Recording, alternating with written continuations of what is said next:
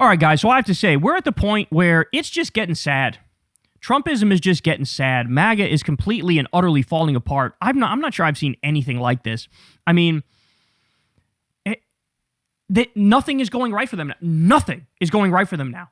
And I mean that. Like, I paused there for a second to think, is there anything I want? No, he's underwater even among the issues where he was polling the highest when he got elected. He's now underwater on everything, every single thing. The coalition has fallen apart. You know, Hispanics, he had a 49% approval rating. He was, I believe, like dead even with Hispanics. Now he's minus 42 with Hispanics. That's insane. So all the minority gains he made, gone. All the youth gains he made, gone. All the gains he made with independents, gone and then some, right? And then here he is. You know, the Epstein files is a gigantic thing right now. And I mean, he's so implicated. He's like, his name is all over those shits. I mean, the Epstein emails came out. He was the number one reference person in Epstein's emails. 23,000 emails. He was referenced about 1,600 times.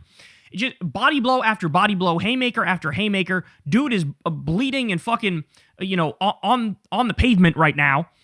And in the midst of all that, what did he do? He tried to break out the old bag of tricks. So what is Trump known for? When he's in a pickle, when he's getting a bunch of negative press over something that he doesn't want people to talk about, go out there, do a rally speech, and say some incendiary shit, which will get people talking about the incendiary shit you said, right? Well, guess what? He tried it this time. It didn't fucking work. It didn't fucking work. This might be the first time it didn't fucking work. People are still talking about the Epstein files first and foremost. That's still what's on people's mind. The economy falling apart is still what's on people's mind. You know, the destruction of the East Wing of the White House illegally and the building of the Epstein Memorial Ballroom, that's still what's on the top of people's mind, right? The illegal and offensive war against Venezuela is still what's on people's mind. He tried to distract, and it didn't work. So he goes to Rocky Mount, North Carolina, and this is now beyond parody. Listen to this. Here we go. Look at this moment. He's also trying to distract from the fact that there's reason to believe he may have Alzheimer's, allegedly, right? Getting the MRI, could be because of that drug Leqembi that you got to inject every 2 weeks or so. He's got the bruises on his hand from the injections. He's getting the MRIs. People are connecting the dots, right? And so here he is trying to distract. And look at this. This is like, if I made this as a parody, you would say, come on, Kyle, that's a little too over the top. I had perfect health. And they reported his health is perfect. And they interpret that. And the fake news interprets when the doctor says he's got perfect health, they go, what does he mean by perfect? There's something wrong with the president. These people are sick. You know what a participation trophy is? It's almost like they're giving him a participation clap. I went to the doctor. He's like half asleep. He's like a zombie. I went to the doctor, and the doctor said, sir, you're probably in the best shape of anybody I've ever seen. You're probably better than Ronaldo. Probably better than Messi. You're in amazing physical health, tip-top physical form. He said, sir, your schlong is gigantic. I've never seen a schlong that big, sir. One more time. Watch the reaction. Watch how low energy he is, and the crowd like give him the sympathy clap. I had perfect health. And they reported his health is perfect. And they interpret that. And the fake news interprets when the doctor says he's got perfect health, they go, what does he mean by perfect? There's something wrong with the president. These people are sick. Incredible. Absolutely incredible. So there's one example of the wheels are just falling off, right? Then we have TPUSA, which, by the way, we're going to do a separate segment on this, but it became the Royal Rumble, okay? Everybody is attacking everybody. Everybody's furious at everybody. Everybody's calling everybody a sellout. You got Ben Shapiro going after Tucker. Tucker going after Ben Shapiro. Megyn Kelly stuck in the middle. You got all these people fucking just... These are some messy-ass bitches. They've become a full-on soap opera in this bitch. Well, anyway, Don Jr. goes and gives a speech, and Trump literally phones it in. He was too lazy to go to the TPUSA event, so Don Jr. calls him and has him on speakerphone, and Trump says some words. This is incredible. I've never seen anything like this. I wanted to call in a little guest. He may not be here today, but I wanted to make sure he had a chance to say hi. Mr. President? Hello, everybody. Can you guys hear? I want to be with you, but I'll be with you soon. And I just want to say that nobody did more for me than Charlie, and there's nobody better than Erica. And you are the greatest people on earth. We won in a landslide, and we're going to continue to do it. And I just want to thank everybody. You got out there, and they voted, and they pressed doorbells. And I just want to thank you all, and I hope my son's doing a good job representing me. Otherwise, I'll have to say, you're fired, Don. You're fired. So thank you very much, and have a great day. And I hope Don makes a great speech. If he doesn't make a great speech, let me know about it. I'll give him hell. Well, Dad, there's literally... Everybody, Don, go have a good time. And say hello to Erica. Go have a good time, everybody. Well, there's 30,000 young patriots in this room. The movement continues. They're looking forward to supporting you and everything that you, Charlie, and really everyone that's part of this movement stands for. So thanks, Dad. We appreciate it. We love you. We'll speak to you soon. Thank you very much. And thank you very much, everybody. We love you. Have a great Christmas. Thanks, Dad. We love you. I mean, what are we watching? Aaron Rupar says, literally phoning it in. Bro, they are coming apart at the seams, homie. They are coming apart at the seams. All right, how about this? Ready? I alluded to this before, but Trump net approval. On immigration, -16. Safeguarding democracy, -21. China and U.S. competition, -21. Economy and jobs, -25.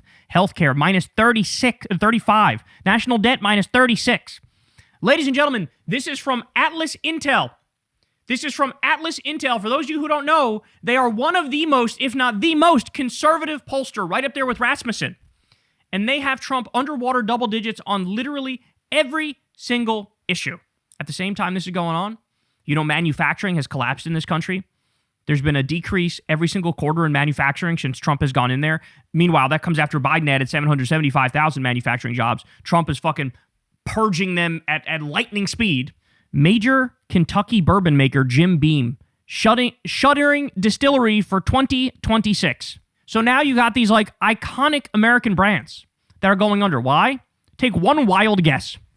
It's the tariffs. It's the tariffs. It's the trade war. It's Trump alienating us from the rest of the world, isolating us, making everybody hate us, making people want to get revenge and retribution on us, and, you know, fighting back in this trade war. So now iconic American brands are going under because of his actions. So look, man, it's all, I've never seen it unfold this fast for any president ever, right? Like your first whole year is supposed to be like a honeymoon year, kind of, you know? That's when you're supposed to, you hit the ground running, you get stuff done. But see, the problem is if you hit the ground running and get stuff done and you believe in Trumpism, then you're just like quickly ushering in fascism, right? And so it turns out that's not popular. Turns out people don't like masked Gestapo thugs assaulting their neighbors and sending them to CCOT with no due process. People don't like that. People don't like it when inflation goes up and unemployment goes up. People don't like it when the economy collapses. People don't like it when you warmonger and start multiple new wars to steal fucking oil. They don't like that. They don't like it when the U.S. military invades U.S. cities. They don't like that. And so what is there to point to that these guys can say, oh yeah, this is our big W? What is there to point to? I mean that seriously. It's a sincere question. They got nothing. They got nothing. And then at the same time all that's going on, same time Americans are really, really going through it. They're suffering like nobody's business. What's Trump doing? Here, send $40 billion to Argentina, to that fail state with the anarcho-capitalist freak boy who runs it. Give Israel tens of billions of dollars for their fucking genocide, right? Keep shipping trillions of dollars to the military-industrial complex, right? And cut food stamps for Americans, for 42 million Americans. Cut off their SNAP funding, their food stamp money. Cut 94 million pounds of food aid that went to food banks during the fucking holidays. So quite literally, starve Americans, take away their health care. 17 million Americans kicked off of Medicaid, right? Healthcare premiums doubling, tripling, and quadrupling, and in some cases more because they didn't extend the Obamacare subsidies, right? So healthcare goes up, starving Americans, meanwhile handing all the money in the world to the military-industrial complex, to Israel, to Argentina. I mean, it's all, never seen anything like it, man. Never seen anything like it. He's had one poll, he was at 35%. I told you guys his floor is anywhere from 26 to 33. We're almost already there, and it hasn't even been a year. We're almost already fucking there, bro. We're almost already there. That's so crazy. That is so crazy. So anyway, there you have it. I don't foresee it getting better. And you know what the future holds because of how MAGA's foot soldiers are falling apart too. How they're all at each other's throats. When you're at each other's throats, what are you not talking about? You're not talking about your political enemies. You're not talking about your agenda. You're not talking about improving people's lives. You're talking about how, Ben Shapiro's talking about how much he hates Tucker Carlson. Tucker's talking about how much he hates Ben Shapiro, right? Nick Fuentes is lobbing bombs at everybody in every which direction, right? But the whole time, Democrats are cleaning up in these special elections, and it's only going to that's only going to be more pronounced as time goes by. And you think J.D. Vance has the charisma and the authority with the base to be able to pull it off when Trump is no longer on the scene? You think that guy is going to be able to hold together a movement? Oh, please. He can't even condemn a guy who calls his wife a jeet. He can't even condemn a guy who's declared another Groiper war against him and called him a race traitor. You think that guy's going to be able to keep it together? Not a fucking snowball's chance in hell, son. So we're just witnessing the beginning of the downfall. Enjoy the show. Hey, y'all, do me a favor and like and subscribe. It helps out big time in the algorithm. Click the bell as well for notifications when videos drop, and watch that video on screen right now.